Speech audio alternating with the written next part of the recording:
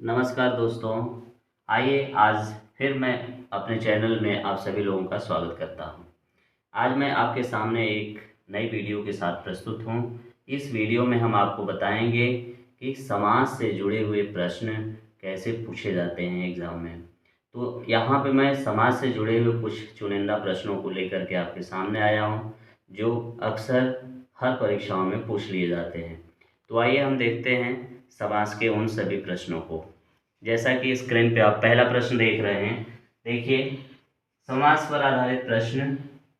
पहला प्रश्न आपके है स्क्रीन पर, निम्नलिखित में अव्ययी भाव समास का उदाहरण है। आप इस प्रश्न को पढ़ लीजिए, देख लीजिए। स्क्रीनशॉट की यदि ज़रूरत है तो आप स्क्रीनशॉट भी ले सकते हैं और इस प्रश्न का जवाब आप दीजिए। निम्नलिखित में अव्ययी भाव समास का उदाहरण है। बहुत बढ़िया प्रश्न है, इसका जवाब आप सभी लोग दें। देखते हैं, आपके लिए समय सिर्फ 5 सेकेंड है। 5 सेकेंड में आप अपना आंसर तैयार कर लें। आइए देखते हैं अव्ययी भाव समास का उदाहरण। पहला ऑप्शन है इसका शरणागत, दूसरा ऑप्शन है आमरण, तीसरा ऑप्शन है भारत रत्न और चौथा ऑप्शन है अंधकूप। इन चारों में से कौन सा ऑप्शन सही होगा? सबके बारे में हम व्याख्या कर लेते हैं, सबके बारे में समास विग्रह जिसको कहते हैं वो कर लेते हैं। अव्ययी भाव समास दिमाग में रखना होगा कि अव्ययी भाव समास किसे कहते हैं। अव्ययी भाव समास के बारे में आप जानते हैं कि अव्ययी भाव समास का पहला पद अव्यय होता है, ये तो सबको पता है। अव्यय होता है, अव्यय वही चीज़ होता है जो कभी किसी लिंग, वचन, कारक, काल के अनुसार परिवर्तित नहीं होता है। अव्यय का मतलब ही होता है जिसे व्यय नहीं किया जा सके, जिसे खर्च नहीं किया जा सके, जिसको तोड़ा न जा सके, तो उसे हम अव्ययी भाव समास कहते हैं। अब इस हिसाब से हम सबका विग्रह करके देख लेते हैं। पहला है शरणागत। शरणागत का मतलब होता है शरण में आया हुआ। आमरण का मतलब होता है मरने तक। भारत रत्न का मतलब होता है भारत का रत्न। अंधकूप का मतलब होता है अंधा है कुआं जो, या अंधा है कूप जो। तो इस तरीके से आप देख सकते हैं कि अव्ययी भाव समास का उदाहरण कौन होगा। इसके लिए ऑप्शन कौन सा सही होगा? तो आइए देखते हैं, शरणागत नहीं होगा, आमरण, भारत रत्न, अंधकूप। भारत रत्न तो हो ही नहीं सकता, भारत का रत्न इसमें का छुपा हुआ है। अंधकूप जो कुआं, अंधा हो या अंधा हो जो कुआं, अंध हो जो कूप, वो भी नहीं होगा, ये भी नहीं होगा। मीन्स आपका आंसर सही हो जाएगा, ये सेकेंड ऑप्शन सही हो जाएगा। आमरण में अव्ययी भाव समास होगा। आइए अब दूसरे प्रश्न को हम देखते हैं। दूसरा प्रश्न बहुत बढ़िया प्रश्न है, जबरदस्त प्रश्न है ये। जिस समास में तीसरा पद प्रधान होता है वह समास कहलाता है। वह कौन सा समास है जिसमें तीसरा पद प्रधान होता है?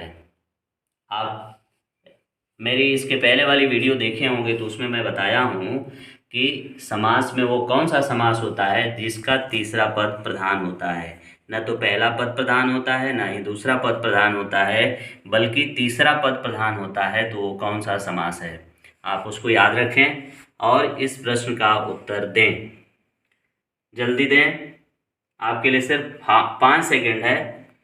जिस समास में तीसरा पद प्रधान होता है उसे कौन सा समास कहते हैं? क्या तत्पुरुष समास कहते हैं, द्विगु समास कहते हैं, या बहुव्रीहि समास कहते हैं, या फिर कर्मधारय समास कहते हैं?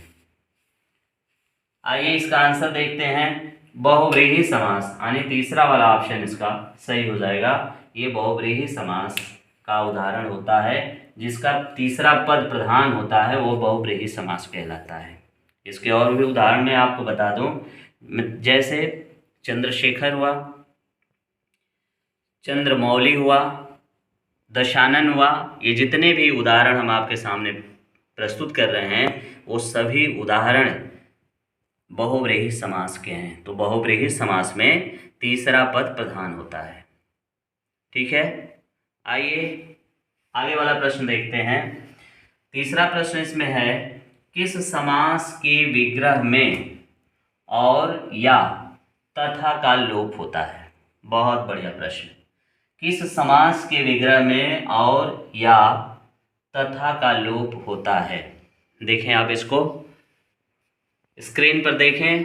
तीसरा प्रश्न, किस समास के विग्रह में और या तथा का लोप होता है। ऑप्शन पढ़ते हैं। द्विगु समास, तत्पुरुष समास, क्या वह द्वंद्व समास होता है या फिर अव्ययी भाव समास होता है। बताएं इसका आंसर। इसका उत्तर क्या होगा। विग्रह में या तथा और या तथा छुपा रहता है, कहीं कहीं और होता है, कहीं कहीं तथा होता है, तो वो कौन सा समास कहलाता है। द्विगु समास, तत्पुरुष समास, द्वंद्व समास या अव्ययी भाव समास। जहां और या तथा छुपा रहता है उसको हम द्वंद्व समास कहते हैं। मीन्स इस प्रश्न का तीसरा ऑप्शन सही है, यहाँ द्वंद्व समास होगा। मीन्स द्वंद्व समास में जब हम कोई उदाहरण द्वंद्व समास का मिलता है उसको समास विग्रह करेंगे तो बीच में सामासिक चिन्ह लगा रहता है, वहाँ पे और या तथा का लोप होता है। तो इस तरीके से तीसरे प्रश्न का उत्तर हुआ तीसरा ऑप्शन द्वंद्व समास। आइए इसके आगे है, चौथा प्रश्न को देखते हैं। चौथा प्रश्न है, देशभक्ति का सही समास विग्रह है। देशभक्ति का सही समास विग्रह है। हम समास विग्रह करेंगे, समास विग्रह करने के बाद देखेंगे कि कौन सा देशभक्ति का समास विग्रह सही है। आइए देखते हैं। पहला है देश की भक्ति, दूसरा है देश से भक्ति, तीसरा है देश के लिए भक्ति और चौथा ऑप्शन है देश में भक्ति। बताएं आप कौन सा आंसर इसका होगा, कौन सा ऑप्शन सही होगा, किस नंबर का। देश की भक्ति, देश से भक्ति, देश के लिए भक्ति, देश में भक्ति। आपका आंसर आ गया होगा। आप इसका स्क्रीनशॉट चाहें तो ले सकते हैं। चलिए आंसर देखते हैं। देश की भक्ति, देश से भक्ति, देश के लिए भक्ति, देश में भक्ति। क्या देश की भक्ति होगा? नहीं, देश की भक्ति नहीं होगा। इसमें क्या होगा? देश से, देश के लिए भक्ति, देश के लिए भक्ति, देशभक्ति का सही समास विग्रह होगा। पहला वाला ऑप्शन नहीं सही होगा, तीसरा वाला ऑप्शन सही होगा, देश के लिए भक्ति। आइए अगला प्रश्न देखते हैं। जब बहुत ज़बरदस्त प्रश्न है, इससे भी बहुत अच्छे अच्छे प्रश्न इसके आगे वाले वीडियो में हैं। इसके आगे के प्रश्न जब हम पढ़ेंगे तो उसमें इससे भी बढ़िया बढ़िया प्रश्न आपको मिलेंगे। तो आपको उसके लिए इंतज़ार करना होगा, अंत तक वीडियो देखना होगा, जिसकी वजह से वो सभी अच्छे प्रश्न आपके सामने आ सकें। आइए पांचवा प्रश्न देखते हैं। पांचवें प्रश्न में है, द्वंद्व समास का उदाहरण है। बहुत बढ़िया प्रश्न है, इसको तो लगभग सभी लोग बता देंगे। द्वंद्व समास का उदाहरण है, ऑप्शन दिया हुआ है चंद्रशेखर, चरण कमल, सब्जी फल और चौथा ऑप्शन में है प्रतिदिन। अब आप बताएं, चंद्रशेखर होगा, चरण कमल होगा या सब्जी फल होगा या प्रतिदिन होगा। किसका उदाहरण देना है? द्वंद्व समास का। द्वंद्व समास की परिभाषा आप जानते ही हैं। द्वंद्व समास की परिभाषा जानते हैं, मैं आपको बताया था द्वंद्व समास के बारे में। बीच में कारक चिन्ह छिपे। तत्पुरुष समास कहावत है, द्वंद्व में और द्विगु में गणना पद आवत है। तो द्वंद्व में और समास और छुपा रहता है, और का लोप होता है। तो इस तरीके से आप देखिए, चंद्रशेखर, चंद्रशेखर चंद्र है जिसके शिखर पे, जिसके शेखर पे चंद्र है उसको चंद्रशेखर कहते हैं। मीन्स यहाँ पर चंद्रशेखर में ये बहुव्रीहि समास हो जाएगा, तो ये आंसर नहीं होगा। चरण कमल का मतलब होता है चरण, और कमल नहीं होगा, चरण, चरण कमलवत चरण होगा। लेकिन यहाँ देखते हैं सब्जी फल दिया हुआ है, तो सब्जी और फल ये आपका सही उत्तर होगा। मीन्स यहाँ भी आपका तीसरा वाला ऑप्शन सही हो जाएगा, सब्जी और फल। सब्जी और फल में कौन सा समास है? द्वंद्व समास होगा। आइए अब हम छठवें प्रश्न के तरफ बढ़ते हैं, देखते हैं 6 नंबर का प्रश्न क्या है। 6 नंबर में दिखा दिखाया गया है कि तत्पुरुष समास में लोप होता है। लोप का मतलब जानते हैं, लोप मतलब होता है गायब होना, जिसे पीयर जिसको कहते हैं। तत्पुरुष समास में लोप होता है, किस चीज का लोप होता है? ऑप्शन है प्रथम पद का, संख्या का, अव्यय पद का, या कारक चिन्ह का। तो ध्यान से इस प्रश्न को देख लें और बताएं कि इसमें प्रथम पद का लोप होता है, या संख्या का लोप होता है, या अव्यय पद का लोप होता है, या फिर कारक चिन्ह का लोप होता है। बहुत बढ़िया प्रश्न आपके सामने प्रस्तुत हैं। तो मुझे उम्मीद है आपका प्रश्न, इस प्रश्न का आंसर आपको आ गया होगा। तो आइए हम देखते हैं इसका आंसर। प्रथम पद का, संख्या का, अव्यय पद का, या कारक चिन्ह का। तत्पुरुष समास में कारक चिन्ह का लोप होता है, मीन्स आपका ये ऑप्शन नंबर 4 सही होगा। कारक चिन्ह का लोप होता है। आपको पता है कि जो भी कारक चिन्ह होते हैं, कर्ता ने कर्म को करण से संप्रदान के लिए, अपादान से, ये सभी कारक चिन्ह होते हैं। इन सभी कारक चिन्हों का जहाँ लोप होता है वह तत्पुरुष समास कहलाता है। तो आइए हम देखते हैं तत्पुरुष समास का उदाहरण तो देख लिए, उसमें कौन सा कारक चिन्ह का लोप होता है। तो आपसे पूछा जाएगा तो बताएंगे आप कारक चिन्ह का लोप होता है। अब इसी क्रम में इसके आगे वाले प्रश्नों को हम देखते हैं। आगे का प्रश्न क्या है? प्रश्न नंबर 7 देखते हैं। निम्न में कौन बहुव्रीहि का उदाहरण नहीं है? आप देखें, निम्न में कौन बहुव्रीहि का उदाहरण नहीं है? मीन्स सभी बहुव्रीहि का उदाहरण है, लेकिन एक है जो बहुव्रीहि समास का उदाहरण नहीं है। इस समय परीक्षा में सीधे प्रश्न नहीं, थोड़ा सा घुमा के पूछा जाता है। नहीं है वाले प्रश्नों पर ज़्यादा ध्यान देना है, क्योंकि आजकल इस तरह के ही प्रश्न पूछ लिए जाते हैं और बच्चे ध्यान नहीं देते हैं। हाँ के मतलब सकारात्मक सोच में रहते हैं और वह प्रश्न गलत करके चले आते हैं। तो नहीं वाले प्रश्नों पर ध्यान जरूर रखिएगा।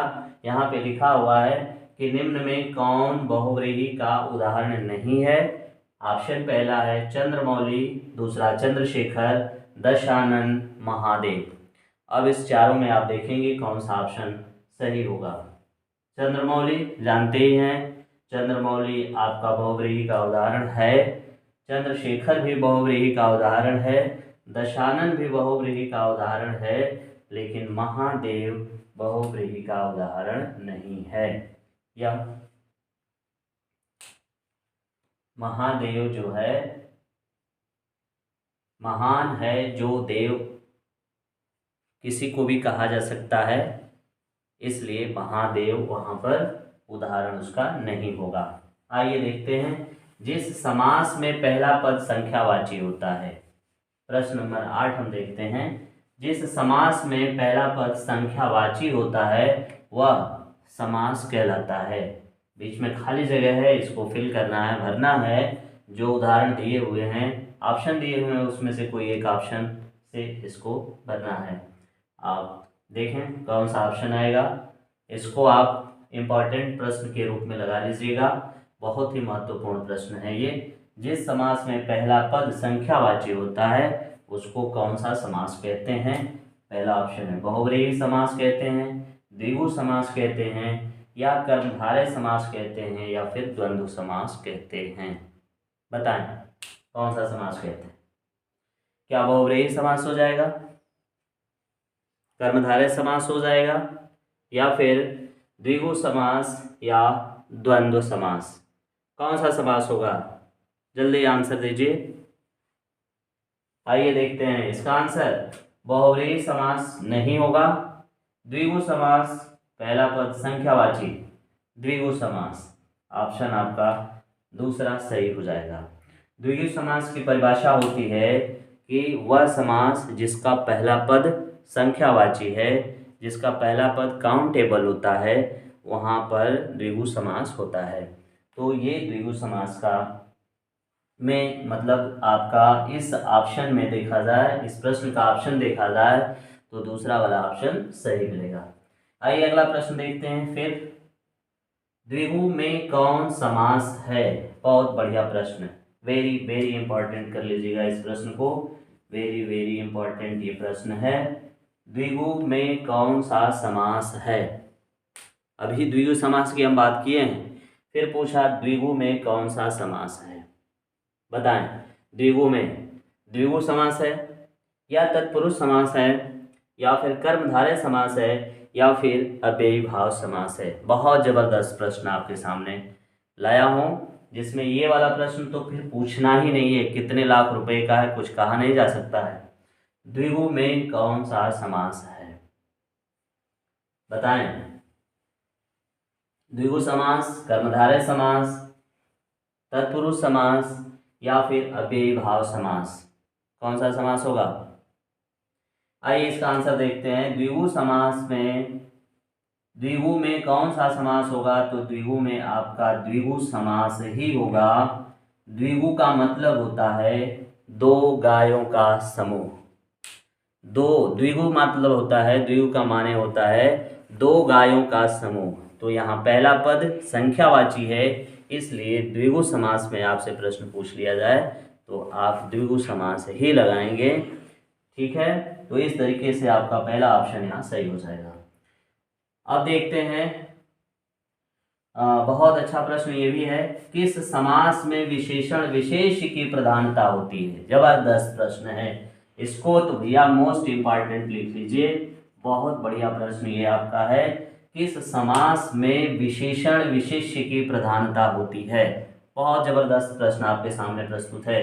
अब यहाँ पर देख लीजिए, ये आपका पहला ऑप्शन है, ये दूसरा ऑप्शन है, ये आपका तीसरा ऑप्शन और फिर ये आपका चौथा ऑप्शन।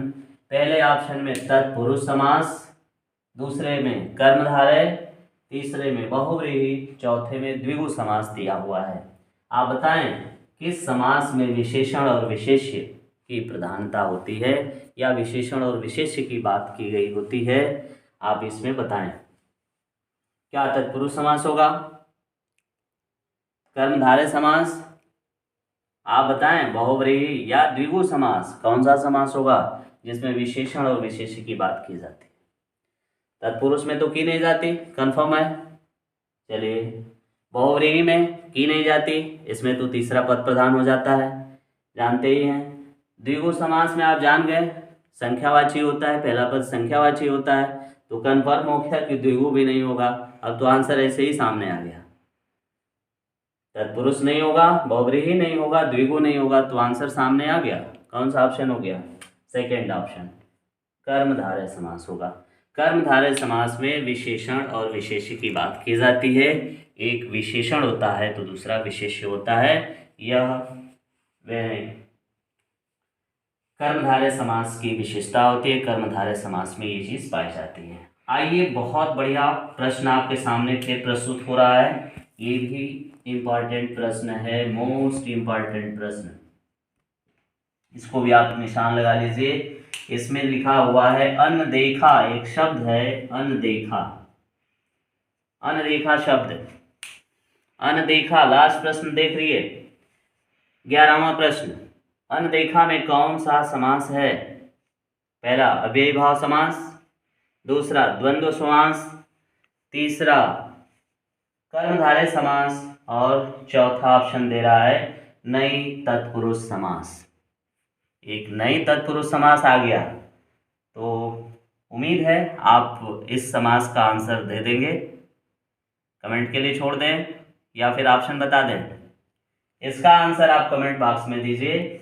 अव्ययी भाव समास सही होगा या द्वंद्व समास सही होगा या कर्मधारय समास सही होगा या नई तत्पुरुष समास सही होगा? इसका आंसर आप कमेंट बॉक्स में लिख करके मुझे दें, जरूर मैं आपका कमेंट पढ़ूंगा, जरूर रिप्लाई करूंगा। तो इसका आंसर मैं छोड़ता हूं आपके लिए, आप इसका आंसर कमेंट बॉक्स में ज़रूर दीजिएगा। यदि मेरी वीडियो आपको अच्छी लगी हो तो मेरे वीडियो को शेयर कर दें, लाइक कर दें, सब्सक्राइब कर दें और फिर मैं नई वीडियो के साथ आपके सामने प्रस्तुत होऊंगा। तब तक के लिए धन्यवाद।